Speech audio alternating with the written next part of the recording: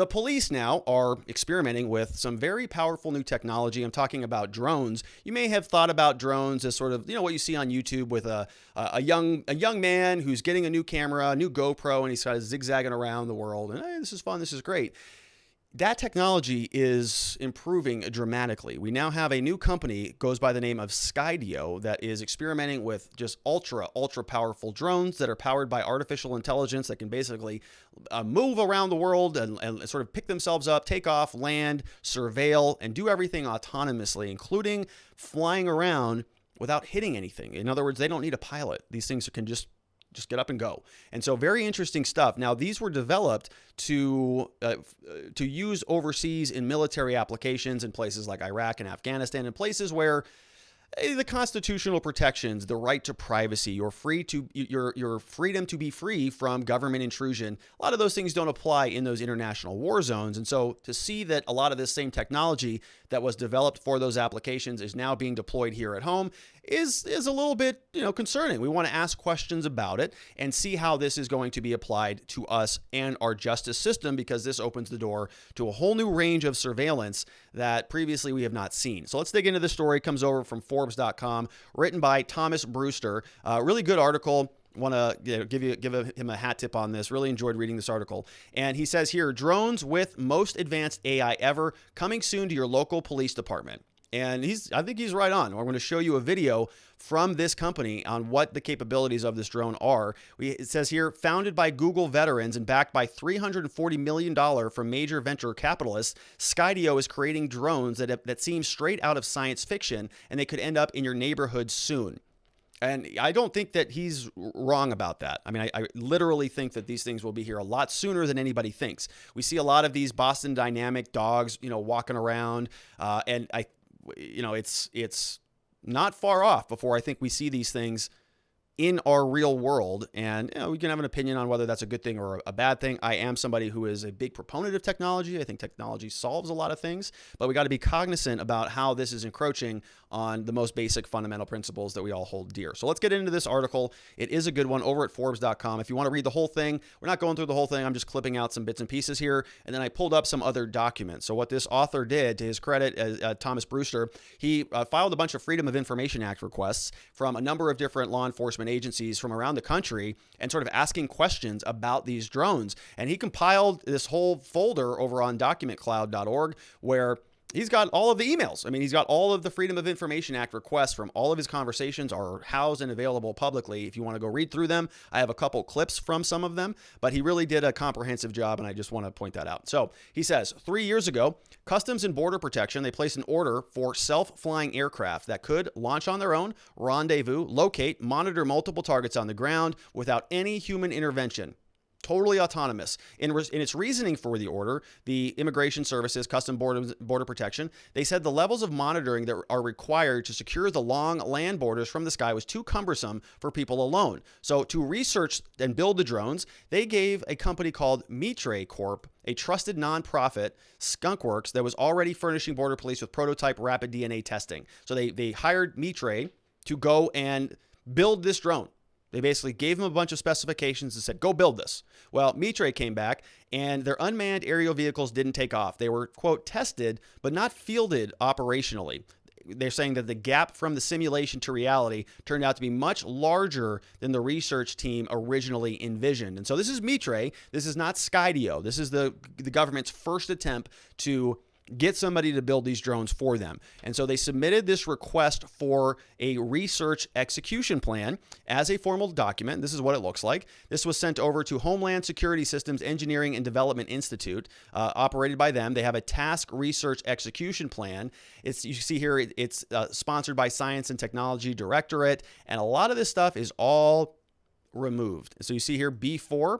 So this is a Freedom of Information Act request redaction, citing B4, and what B4 means, it's trade and protected intellectual property. It's restrictions because it's trade secrets. So they were submitting this, and Mitre, the corporation, was sending back this. They said, okay, task description. What do we want? Autonomous artificial intelligence based cooperative control of surveillance drones that can provide on-demand continuous eyes on targets, which can be a force multiplier for border protection, search and rescue, first response, law enforcement, many other spaces. They want the cognitive load and the skill needed to successfully pilot dozens of unmanned aerial vehicles for real-time, coordinated, persistent surveillance of multiple air or ground targets. They're saying it's prohibitive for human in-the-loop control. And so as they're responding to this request, they're telling what their capabilities are or what they want specifically. And so this is from the first company that attempted to do this. And just look at the scope of this. So look at the amount of material that has just blanked out in this first request. The desired impact, don't know. It's all trade secret. Can't see any of it. Scope, don't know. All trade secret or protected information, have no idea. Technical approach, analytical methodology, again, we know a little bit about it. Test multi-agent drone systems using deep reinforcement learning. They want to based on distributed control policies with hardware in the loop simulation, and on and on and on. But don't know much more about it. And so this first attempt failed. But now they've kind of worked out the kinks and they're working with a different company. This is the founder of that company. His name is Adam Bry. He's the Skydio CEO and co-founder. This setback with the first company didn't end the Border Patrol's sci-fi dreams. This year, the police from the Border Patrol will test automated drones from Skydio, which is this new company based out of Redwood City, California. On Monday, it announced that they raised an additional $170 million in venture funding at a valuation of $1 billion. So this is here to stay. A lot of venture capitalists are going into it. Total raise, $340 million. Investors are deep blue chip VC shops like Andreessen Horowitz. We got the AI chip maker NVIDIA, makes graphics cards and gaming software and other very highly advanced technological things. We've got Kevin Durant, NBA star. He's even in on the game. It's not clear just how fast the drones are selling, but Bradstreet estimates its 2020 revenue were firmly sub 5 million. Skydio says now it's much more than that. But the company, it's pre-revenue. It's still early in terms of its sales. The Army and the Air Force spent $10 million on its drones in the last 2 years, but much of that revenue came in 2019. By Forbes calculation, based on the documents that were obtained through the Freedom of Information Act requests and Skydio's public announcements, more than 20 police agencies across the U.S. now have Skydios as part of their drone fleets, including in major cities like Austin and Boston, though many got one for free as part of the company project to help out during the pandemic. So so this company very recently said, we want you to test this equipment, police departments, and you don't even have to buy them, because if you want to buy a piece of equipment like this, these drones, the ones that we're talking about, Skydio X2s, those are about $20,000 to $30,000 on average. I think this article said maybe from 10 to 20, sometimes it can be up to 30, depending on some of the capabilities that you want to put into the drone. So to make it for your own capabilities. Do you want a longer range? Do you want certain surveillance technologies? Do you want infrared? Do you want 100x zoom? What do you want? And so they'll basically build it for your own specifications. And so because the police departments around the country didn't want to go through all of the requests for fundings and all of the requests for proposals and all of that stuff, this company just said, here, take one.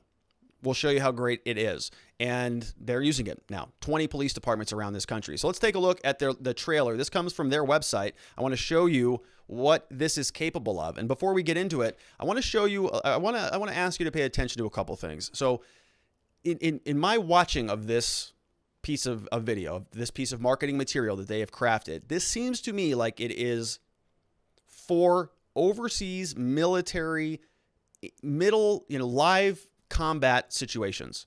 And they've built a device to serve them in those ends. Software, capabilities. The drones don't have any weapons on them yet. They say that they're not going to put them on there, but just take a look at this. Watch this video and then ask yourself, do we want this in every police department? Probably hundreds of drones all over the place all the time. Let's watch this video from Skydio. This is a Skydio X2.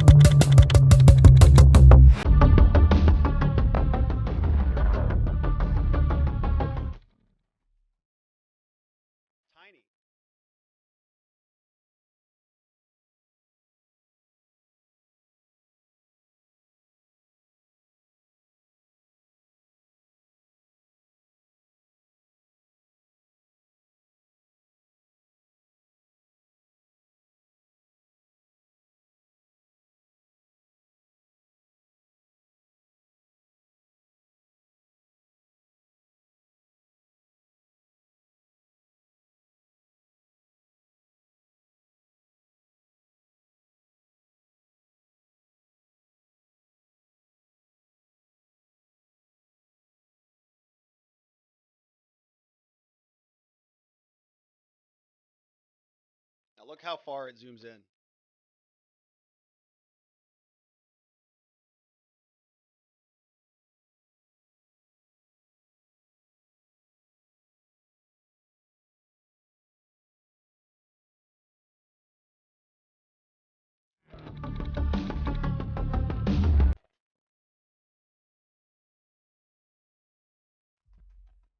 Infrared right through your windows.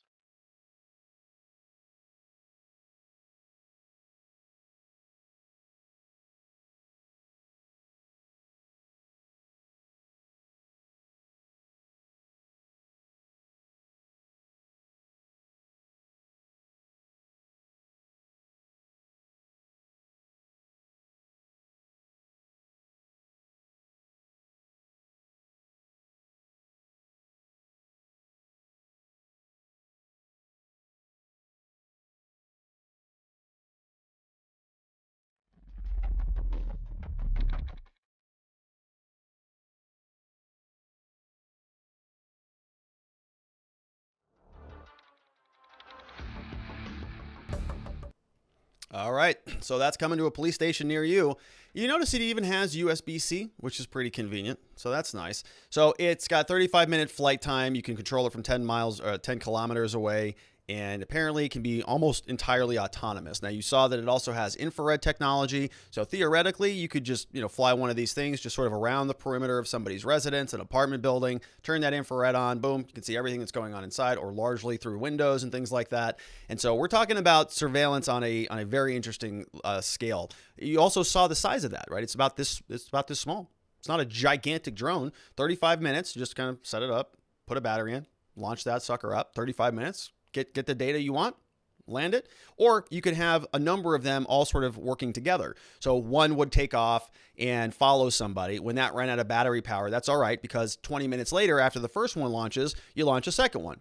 And after that one goes for 20 minutes, you launch a third one. And you have enough of them just cycling out that you just basically you could always have surveillance going on, because these drones are autonomous and they're communicating with one another. You may have seen this in some of the movies. I think that there was a Star Trek movie, right, where I think one of the sort of defense or one of the weapons was a sort of a lot of these autonomous drones that were just all flying around together and just wrecking starships, because they were all sort of separate and distinct units, but they're all communicating with one another, and they can create these massive swarms that have capabilities that any single device by itself would not have. And so you can have these different drones, up and down and communicating together and going in different locations. Very interesting applications, but obviously as a criminal defense attorney, I've got a little bit of concerns about surveillance technology in general, because it gets abused. And what we see historically is that cops will illegally use some of their surveillance tools, and then they'll go and legally use it once they already know that it's going to find something. And so they'll do something wrong, and they'll get some evidence, and then they'll go and sort of work the case in a way where they can now get permission to go get that evidence that they originally obtained illegally, but you never know that they obtained it illegally because they don't tell you that. And it's just this really tricky minefield of investigations that take place. So let's get into the story again. To get the FAA to open its arms to more autonomy, Skydio has also been lobbying its employee Brendan Groves, former Associate Deputy Attorney General in D.C., to find inroads with the government. It's been paying off.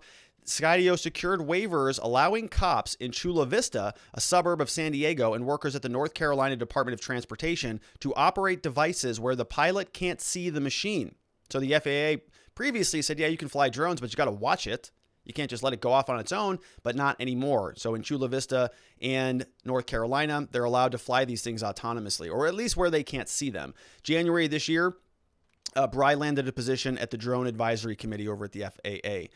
So there's a different company out there that exists. It's called DJI. They're a separate drone maker, and the police love the DJI. DJI, the problem with DJI are they're sort of a Chinese-ish company. There's some connections to the Chinese, but the police love them. They're already using these things. In about 80 hours worth of instruction, the police say we can take someone who has never even touched a drone before and then issue them a full kit and turn them loose with that. They're having a really good having really good results for a cheap price point, says Sacramento Police Department Lieutenant Mike Hutchins, who has also been testing Skydio as of late, but not deploying them in the field. In Chula Vista, where in a groundbreaking project, drones are sent as first responders before humans arrive, it's DJI's drones that are first on the scene, not Skydio's. But this article goes on and talks a lot more about Skydio's essentially marketing challenge. How do they displace this Chinese company? A couple ways they can do that. One is with more capabilities, better features, sell a better widget, in other words. And another way to do it is, of course, by playing on the concerns that many people have about interacting with Chinese companies, and in particular when it comes to data. Concerns that data that is being transmitted from our police departments may be being gobbled up by Chinese spies or something like that and transmitted back over to Beijing. Technically, the Skydio excels in tactical deployments where it's deployed in close confines. Last year in Burlington, Massachusetts, a Skydio came through the woods to help out a SWAT team in a 5-hour standoff with 2 armed suspects holed up in a large suburban house. Using its autonomous flying features, the Skydio was able to get up close to the building by dodging obstacles, a clothesline, a garden umbrella, and peer through the windows. Under the surveillance from the drones, the suspects turned themselves in 30 minutes later. It just flows around, which makes it a lot easier when you're talking about high-risk situations. And here's a picture of the drone. You can see it's small, and we have this, the camera looks like it's on a gimbal, so it just kind of, on a gyroscope, so it just, can track things smoothly. If Skydio's tech alone can't topple DJI, which is their competitor, there are other ways to take them out. So handing them out for free, that's one approach. They're just giving them out to the police departments. Last spring, they began offering government agencies free Skydios as long as they provided video and reports about for the startup's marketing and research departments. So there was a Freedom of Information Act that obtained more than emails from 30 public agencies across the country. They all jumped at the chance, including Boston, Sacramento police departments, and Los Angeles County's Fire and Rescue Unit. Then, of course, the Made in America strategy, and it looks like police departments are already concerned about that. Somebody was asking, due to future issues with DJI, we are looking outside DJI and probably any China manufactured products, wrote Port of San Diego officer back in December. In Huntington Beach, the surfer's paradise up to the road from Los Angeles, a police drone chief, Tim Martin, tells Forbes he won't use DJI when live streaming or flying around critical infrastructure. So they're using stuff that they're not even particularly trusting, because if they fly the drones around the police department, well, maybe the Chinese know the layout of the police department. So we see that some law enforcement officers are concerned about it. Here's just a couple of the snapshots of some of the emails, kind of fun to read through. So this person here, Nicholas Link, an officer, said, hey, are you able to send me a quote for estimates on the Skydio aircraft? If not, can you connect me with someone who can? Here's what we're looking for. I'm trying to run the numbers and generate a law enforcement kit with something like aircraft controller, 4 batteries, a case if you have one, 4 sets of extra propellers, 4 SD cards, anything else that might be useful for a single aircraft kit. Thank you, sir. And they say, yeah, of course. You can go buy the Pro kit. So this is back in January 2020, so a year ago. This is the first version of their drone, which is $2,400. The Skydio X2 is about 20 grand. And so, they're going to give them delivery priority. I'll get it to you quicker, all of that stuff. So now they're just not even selling them. They're just saying, here you go, take it. Take the drone, use it. Here's another one where they're saying, this person here says, I'm a Chicago policeman working in the gang investigations division. Sends an email with more information all in this box. It's all been redacted. Hi, thank you for reaching out to me. So down here it says, hi, thanks so much for writing into Skydio. I run public safety for us. I wanted to introduce so-and-so who can help you further the conversation. What you just described is perfect for Skydio 2. We hope having that drone available helps you keep officers out of harm's way with more confidence and less training than otherwise required. Did you write that note after? Okay, so they're talking about an order. Hey, thanks for reaching out to me so quickly. More information that, of course, we're not going to see because it's all been redacted. But this was sent over by somebody from chicagopolice.org. So the police are very interested in this. I mean, they're sending active requests out to Skydio, and these things are already in their hands. They may even be floating out there. They may even be following me home on a daily basis. I don't know. But here is the rest of the article. Skydio is contracting with the military and about to start work with CBP and likely to turn some heads. In some corners of Silicon Valley, engineers balk at the idea of working with such agencies. Thousands of Google staff, for instance, called on their employer to cease working with the Pentagon and immigration agencies in 2020. But Bry says Silicon Valley companies shouldn't shy away from working on government projects, won't comment directly on it. He says it's unfortunate that some of these agencies are as polarized as they are. I think an organization like the Border Patrol is critical for society. He says, pointing to a corporate promise that Skydio will never sell to a repressive regime or put weapons on its drones. So we'll see if that stands for a period of time. Let's take a look at some locals.com questions before we wrap up today. A little bit of an early show today. I've got somewhere I got to run to, but I want to say hello to Hack Consulting. Says, as a boomer here, I was okay with the little whippersnappers flying drones around the area I live. It's not constant. It has an element of fun. If the police or government wants to start flying drones constantly here, sorry, but I will start clay shooting if there are too many pests in the area. The idea of RoboCop or Dread are nice for movies and games, not real life. Yeah, I don't have any love for the cameras or the robo dogs. We've got Hack Consulting says, I'm okay with Border Patrol using the drones. That's different. This is essentially them patrolling the area like a cop could, but on the frontiers of our American empire, republic.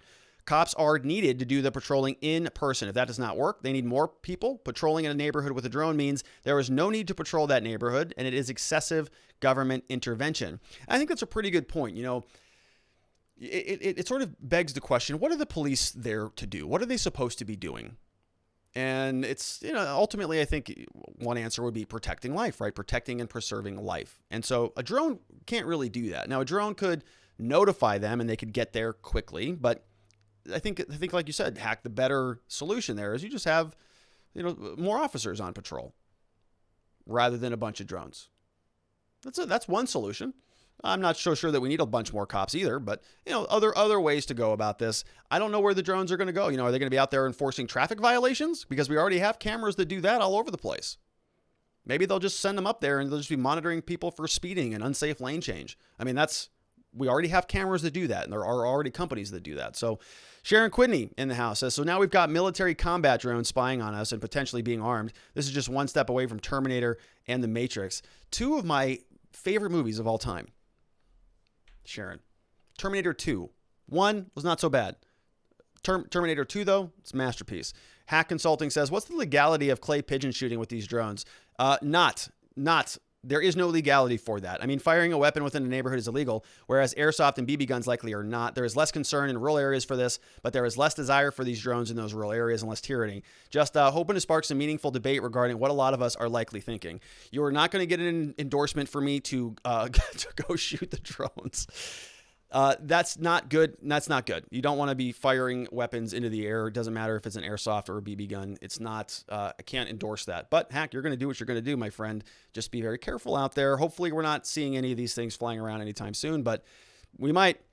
Dr. Renal MD in the house said, could the police deputize these drones? If you touch or damage them, you could be in a lot of hot water.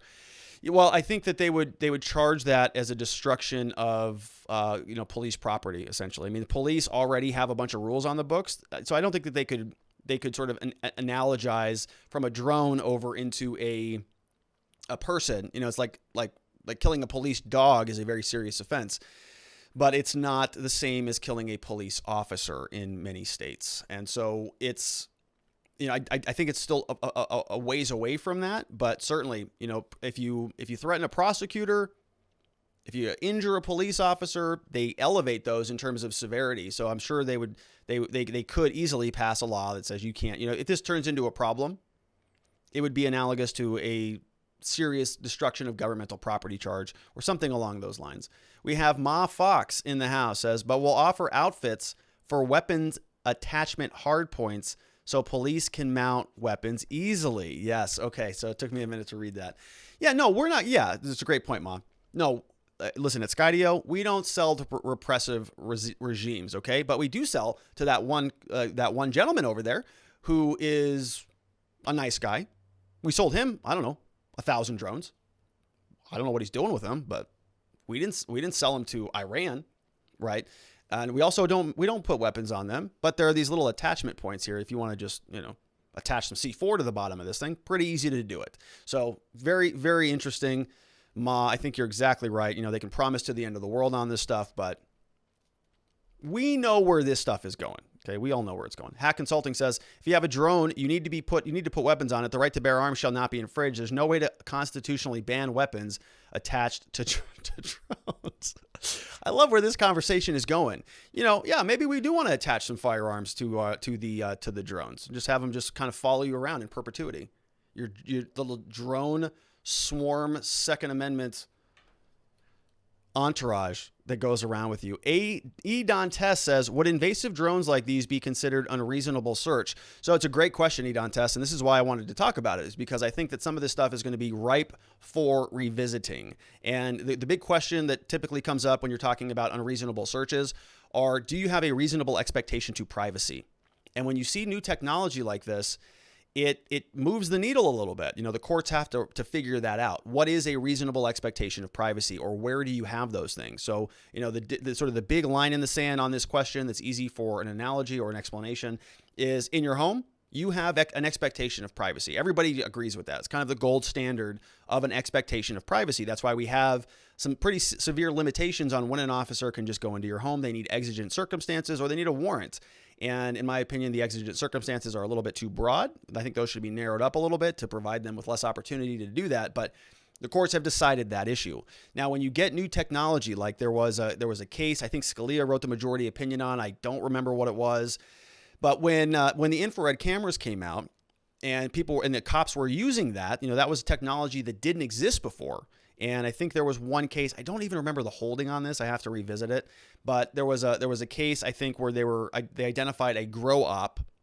Somebody was growing marijuana in their home. They used infrared. They couldn't see in the home, but they could see that there was a lot of heat coming through the residence, way more than other houses in the neighborhood. And I think, if I could be wrong on this, I'm reaching on this one, but I think that Scalia said that was valid.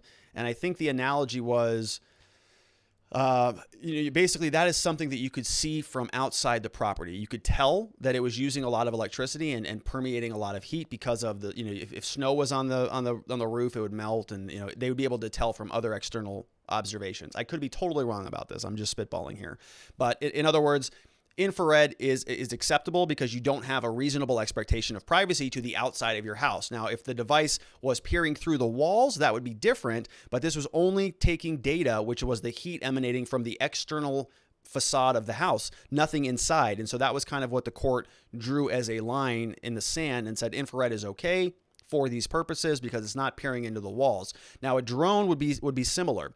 Would the drone go on your property? Would it be able to just sort of zoom around? How are we defining height limitations? If a drone's flying at 1,000 feet, do you have no expectation of privacy? But if it's flying at 100 feet, now you have an expectation of privacy there. And so one would be legal, the other would be illegal. The courts have to answer a lot of these questions, which is why this story is interesting to me. And maybe I should have said that at the beginning. We have Hack Consulting said, like Zulu Zeit said, us Republicans could hack the drones and just bring them down that way. Also, I think we would need to buy some of these drones with weapon mounts so we can counter the other drones. And hey, if things are harassing me and my neighbors, castle doctrine. So everybody just drone up. Just more drones. We need a Second Amendment for drones, maybe. We all just get drones.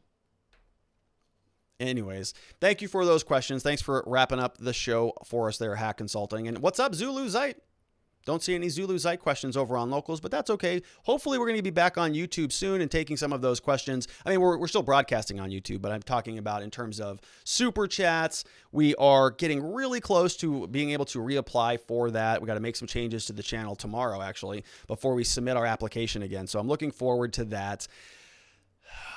It's just part of the deal, I think, when you're in this platform. So it's okay. It's all right. We're going to figure it out. We're going to submit our application tomorrow. I want to thank everybody who is currently supporting us on Locals. A lot of amazing people over there. We got Cat Crap Fever, Sliding Edge. Big thanks to Ma Fox. Big thanks to Faith Joy, as is the case. We got Just XUXA. Liberty or Death was in the house today. Good to see you. We have Tim MCD. These are all people who signed up and support the show on Locals. Look at all of them. It's just, I love you all. We have Moleface, we have XN Drew, we've got Michelle Monique, Paula MK. Who else do we have? Matt Maker, Jenny. We've got Danny Girl. We also have Joe's Now. We got Power Man, CA Java Bean. We got Who else? We got KD's, we got Fang3, and then we have iOnion, who signed up and joined the crew. Welcome to Big iOnion. Yesterday we had LT13, Phantasmagloria, Kimber 2020, Mr. Global Man, and many others. They're all supporting the show over at locals.com/watching the watchers. Pretty cool place to be. You can get a number of different things over there if you'd like. These are all available for free. You don't have to support the show. You can just go over there and download it. You can be a part of locals.com without having to pay anything. But if you want to support the show, if you want to comment, if you want to ask questions during the live chat, you do have to support the show. It's $5 a month. Super basic. It's like a cup of coffee. Not even a big deal. But you can get all this stuff over there, like I said, for free. Copy of my book, Beginning to Winning, How to Fight Your Case and Succeed in the Criminal Justice System. It's available as a PDF for free, or you can buy a copy on Amazon. All of the all the slides are available over there. The impeachment party documents, if you want to impeach anybody, there's a template there. Just go download it and do it. Then we have the existence systems. I made a video back on January 1st of this year, and it's a little personal productivity tool that I think that might be useful for you. If you want to check it out, that's also available for you to download.